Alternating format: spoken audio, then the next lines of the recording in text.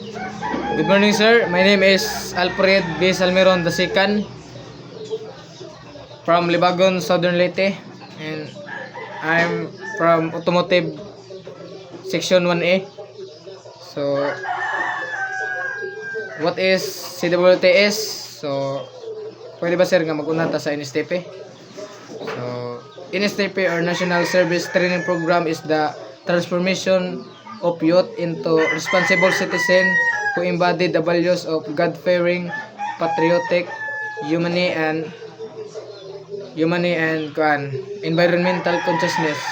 So, NSTP is to help us to dili ra sa environmental consciousness but to natay hadlok sa Ginoo, then pakisama sa usa-usa.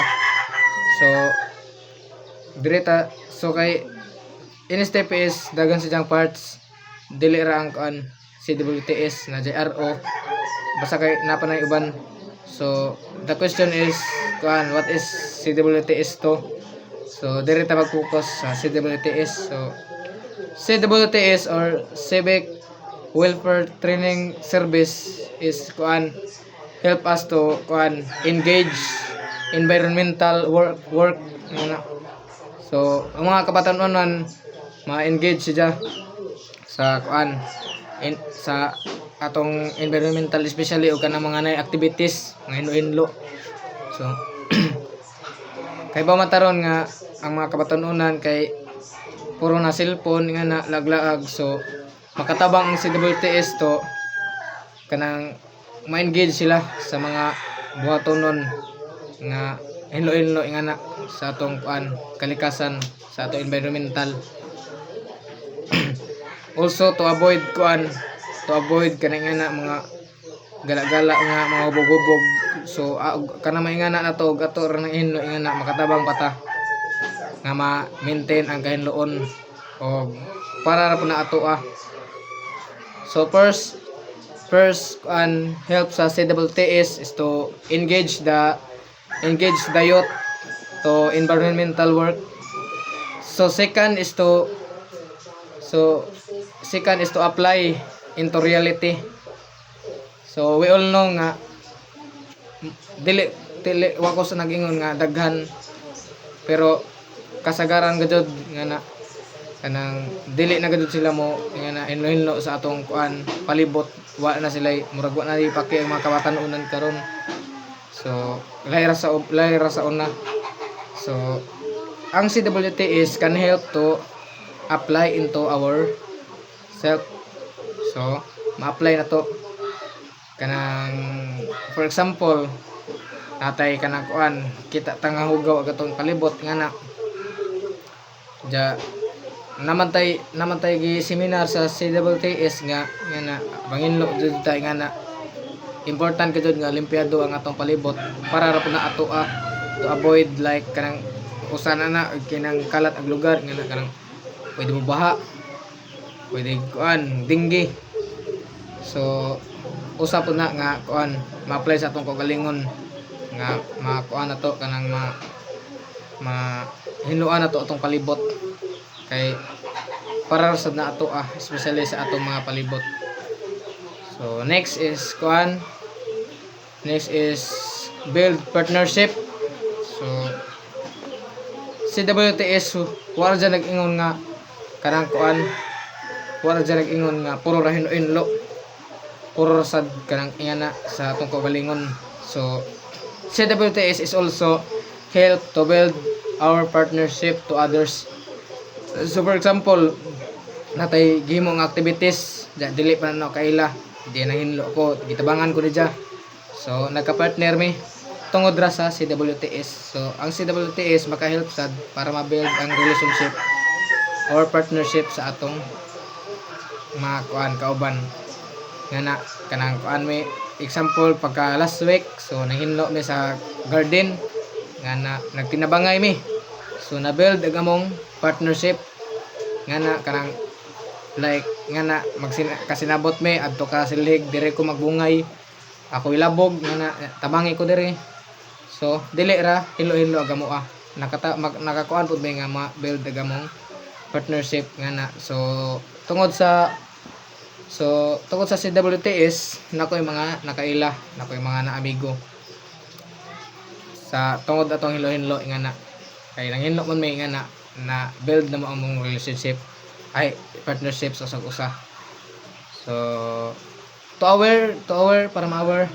So CWTS is not only nga na hinlo-hinlo, napod si Jay mga proposal or mga project. So ag kami last time nag-propose mi.